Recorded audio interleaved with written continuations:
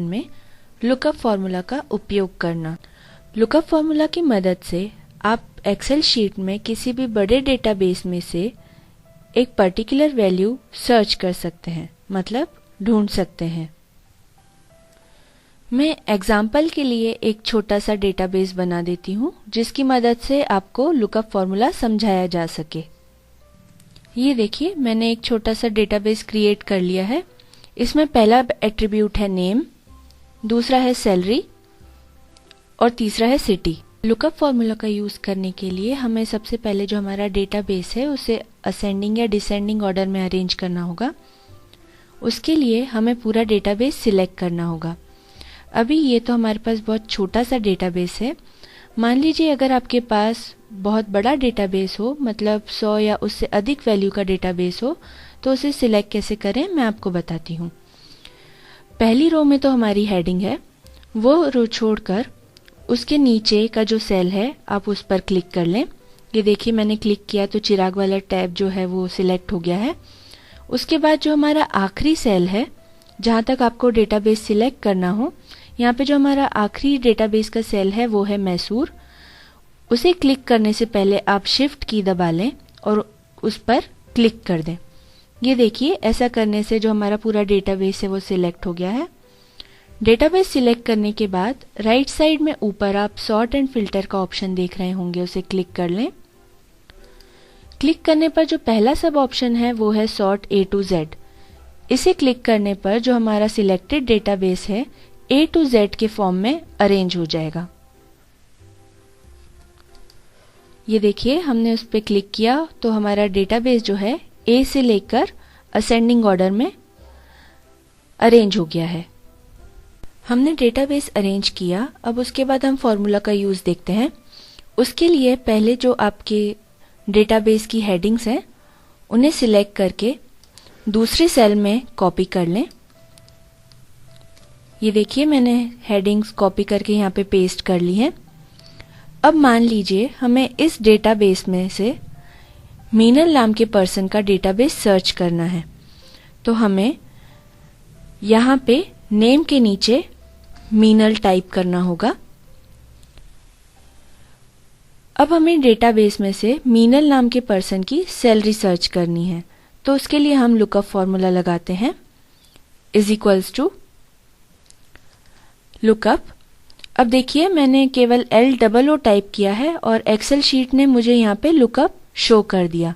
आप चाहें तो पूरा लुकअप टाइप कर सकते हैं या फिर ये जो नीचे शो हो रहा है उसे डबल क्लिक कर दें। डबल क्लिक करते ही लुकअप वहां पे टाइप हो गया। अब आप देख रहे हैं एक्सेल शीट ने हमें यहाँ पे एक सिंटैक्स शो किया है। ध्यान रखिए, आपको फॉर्मूला टाइप करते वक्त ये सिंटैक्स जो है फॉलो करना बहुत ज़्यादा ज़रूरी है, नहीं तो आपकी जो वैल्यू है वो सही नहीं आएगी। अब सबसे पहले जो हमें वैल्यू एंटर करनी है वो है लुकअप वैल्यू, मतलब हम अपने पूरे डेटाबेस में से किस वैल्यू के लिए कोई पर्टिकुलर रिकॉर्ड सर्च करना चाह रहे हैं। तो हमें मीनल का रिकॉर्ड सर्च करना है, तो हमने मीनल पर क्लिक किया। ये देखिए, मीनल का सेल नंबर यहाँ पे शो हो गया है। उसके बाद हमें कॉमा लगाना है। कॉमा लगाने के बाद जो दूसरा ऑप्शन है वो है लुकअप वेक्टर, मतलब हमें कहाँ से वैल्यू सर्च करनी है।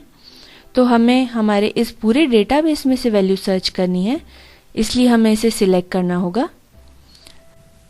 अगर आपका डेटाबेस बड़ा है तो आप वही स्टेप फॉलो कर सकते हैं जो मैंने आपको स्टार्टिंग में बताई थी, जिससे आपका पूरा डेटाबेस सिलेक्ट हो जाए।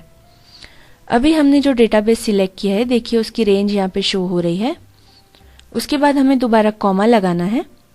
कॉमा लगाने के बाद जो आखिरी ऑप्शन है वो है रिजल्ट वेक्टर, मतलब हमें मीनल की सैलरी चाहिए या सिटी चाहिए।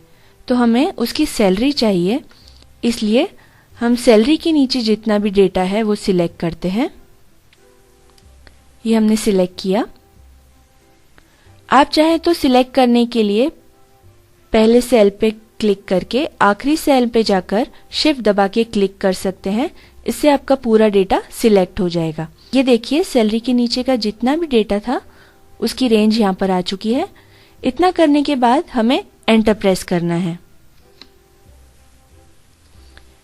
ये देखिए एंटर प्रेस करते ही मीनल की जितनी सैलरी थी जो कि डेटाबेस में शो हो रही है वो यहाँ पर आ चुकी है।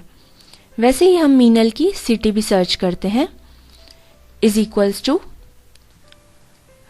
लुकअप, उस पर डबल क्लिक, लुकअप वैल्यू तो हमने मीनल सिलेक्ट किया, कॉमा लुकअप वेक्टर तो हमने पूरा डेटाबेस सिलेक्ट किया, कॉमा रिजल्ट वेक्टर तो हमने सिटी के नीचे जितना डेटा था वो सिलेक्ट किया और एंटर प्रेस किया। एंटर प्रेस करने पर आप देख रहे हैं मीनल की जो सिटी है जो कि गुड़गांव है वो यहाँ पे डिस्प्ले हो गई है। अब मान लीजिए हमें हमारे डेटाबेस में से शिवानी की सैलरी और सिटी सर्च करनी है, तो हमें फॉर्मूला दोबारा से टाइप करने की ज़रूरत नहीं है। हम यहाँ पे मीनल को हटा के शिवानी टाइप कर देते हैं और एंटर करते हैं। देखिए ऐसा करने पर डेटाबेस में से शिवानी की सैलरी और सिटी यहाँ पे डिस्प्ले हो गई है। मान लीजिए हमें एक साथ 2 या उससे अधिक पर्सन्स की सैलरी और सिटी निकालनी है, तो उसके लिए आपको दोबारा से फॉर्मूला टाइप करना होगा। मिसाल के तौर पर हमें डेटाबेस में से चिराग और पंकज की सैलरी और सिटी निकालनी है, तो हमें वैसे ही यहाँ पे उन दोनों का नाम लिख के दोबारा फॉर्मूला टाइप करना होगा। ये देखिए हमने फॉर्मूला का यूज करके चिराग और पंकज की सैलरी और सिटी भी निकाल ली है। अगर आपका डेटाबेस बहुत बड़ा है तो आप फॉर्मूला सेम शीट में अप्लाई ना करते हुए दूसरी शीट में भी कर सकते हैं। चलिए मैं आपको बता देती हूँ। अभी जो हमारा डेटाबेस है वो शीट 1 में है, आप देख रहे हैं, और मान लीजिए हमें जो फॉर्मूला अप्लाई करना है वो शीट 2 में अप्लाई करना है। फॉर्मूला अप्लाई करने के लिए सेम प्रोसेस फॉलो करनी होगी। मान लीजिए हमें हीना नाम के पर्सन का सैलरी और सिटी ढूंढना है, तो हमने नेम एट्रीब्यूट के नीचे हीना टाइप किया।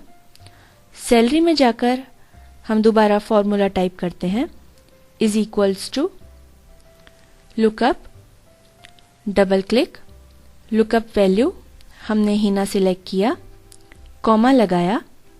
अब लुकअप वेक्टर मतलब हमारा डेटाबेस जो कि है शीट 1 में, तो शीट 1 में जाकर हम अपना पूरा डेटाबेस सिलेक्ट कर लेंगे। दोबारा शीट 2 में जाएंगे। यहाँ पे आप देखेंगे रेंज आ गई है, पर यहाँ पे रेंज में शीट 2 डिस्प्ले हो रहा है, तो शीट 2 हटाकर हमें शीट 1 करना है। हमने शीट 1 इसलिए किया क्योंकि अभी हमारा डेटाबेस शीट 1 में है। यहाँ पे आप वो शीट सिलेक्ट करें या टाइप करें जहाँ पे आपका डेटाबेस रखा हुआ है। शीट 1 टाइप करने के बाद हम इस रेंज की आखिरी में गए, हमने कॉमा लगाया। अब रिजल्ट वेक्टर मतलब हमें हीना की सैलरी चाहिए, तो हम शीट 1 में गए, हमने सैलरी के नीचे का डेटा सिलेक्ट किया। हमें दोबारा शीट 2 में जाना है। यहाँ पे भी वही करेक्शन करने हैं क्योंकि हमारा डेटा जो है वो शीट 1 में है, तो 2 हटाकर हमें 1 लिखना है। रेंज की आखिरी में जाना है और एंटर प्रेस करना है। एंटर प्रेस करने पर आप देखेंगे हीना की जो सैलरी थी वो यहाँ पे डिस्प्ले हो गई है। हम एक बार रीचेक कर लेते हैं। हम शीट 1 में जाते हैं, हीना को देखते हैं, उसके सामने हम देख रहे हैं जो उसकी सैलरी है वही शीट 2 में भी डिस्प्ले हो रही है। वैसे ही हम सिटी के टैब में लुकअप फॉर्मूला की मदद से हीना की सिटी भी निकाल लेते हैं। ये आप देख रहे हैं हमने दोबारा लुकअप फॉर्मूला का यूज किया और हीना की सिटी भी निकाल ली। चलिए आगे बढ़ते हुए मैं आपको लुकअप फॉर्मूला के एक और फंक्शन के बारे में बताती हूँ। आपने देखा होगा जब भी हम लुकअप का फॉर्मूला टाइप करते हैं तो एक्सेल शीट हमें 2 फॉर्मूला डिस्प्ले करती है। ऊपर वाला फॉर्मूला जो अभी हमने यूज किया ये कहलाता है वेक्टर फॉर्म। आप लुकअप फॉर्मूला का वेक्टर फॉर्म तब यूज कर सकते हैं जब आपके डेटाबेस में 2 से ज़्यादा एट्रीब्यूट हों। यहाँ पे आपने देखा होगा जो हमने डेटाबेस यूज किया उसमें 3 एट्रीब्यूट्स थे जो कि थे नेम, सैलरी और सिटी। उसी तरह यहाँ पे जो आप नीचे वाला फॉर्मूला देख रहे हैं ये होता है लुकअप फॉर्मूला का एरे फॉर्म। इस फॉर्मूला को आप तभी यूज कर सकते हैं जब आपके डेटाबेस में केवल 2 एट्रीब्यूट्स हों। मैं इसका यूज आपको बता देती हूँ। उसके लिए हमें हमारा ये डेटाबेस छोटा करके सैलरी या सिटी का एट्रीब्यूट हटाना होगा। हम इसमें से सिटी वाला एट्रीब्यूट हटा देते हैं।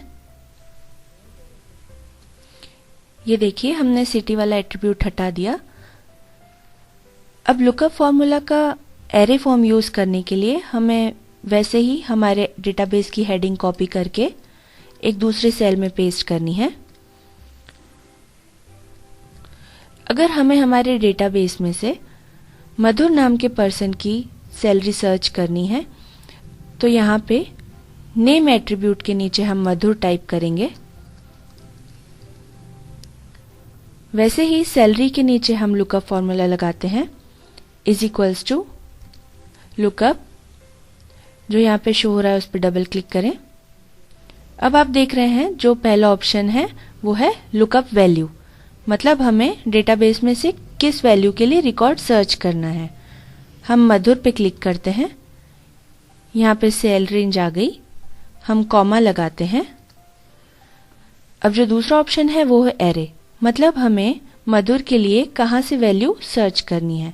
तो हमें हमारे डेटाबेस में से सर्च करनी है, इसलिए हम डेटाबेस सिलेक्ट करते हैं और एंटर प्रेस करते हैं। ये देखिए, मधुर की सैलरी यहाँ पे डिस्प्ले हो गई। आज हमने जाना माइक्रोसॉफ्ट एक्सेल 2007